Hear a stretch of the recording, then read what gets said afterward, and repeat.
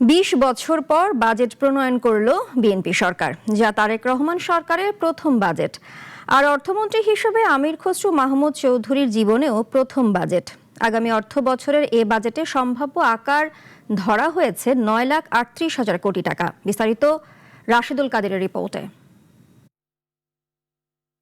BNP সরকারের শেষ budget ছিল ২০০৬ সালের ৬ জুন। তৎকালীন অর্থমন্ত্রী এম সাইফুর রহমান সে বাজেট ঘোষণা করেছিলেন। এরপর ২ দশক ক্ষমতার বাইরে ছিল দলটি।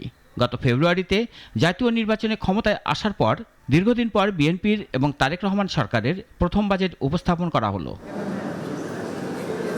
আর বিএনপি সরকারের প্রথমবারের মতো অর্থমন্ত্রী হিসেবে আমির খসরু মাহমুদ চৌধুরীর জীবনেও এটি প্রথম বাজেট। ২০২৬-২৭ সালের এই বাজেটে সম্ভাব্য আকার ধরা হয়েছে ৯,৩৮,০০০ কোটি টাকা।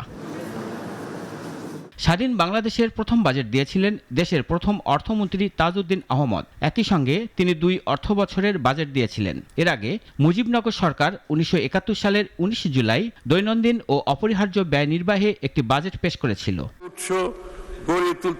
স্বাধীনতার পর থেকে সব মিলে ২১ জন অর্থমন্ত্রী বা অর্থ মন্ত্রণালয়ের দায়িত্বপ্রাপ্ত উপদেষ্টা, তাদের মধ্যে ১৫ জন ৫৪টি বাজেট দিয়েছিলেন। আর এবার ১৬তম হিসেবে নতুন বাজেট দিলেন অর্থমন্ত্রী আমির খসরু মাহমুদ চৌধুরী।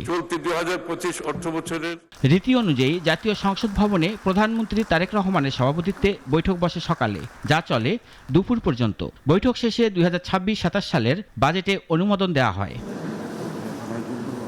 এরপর বিকাল ৩টায় প্রধানমন্ত্রী তারেক রহমান অর্থমন্ত্রীকে সাথে নিয়ে বাজেট অধিবেশনে যোগ দেন। রাশেদুল কাদির, নাগরিক, ঢাকা।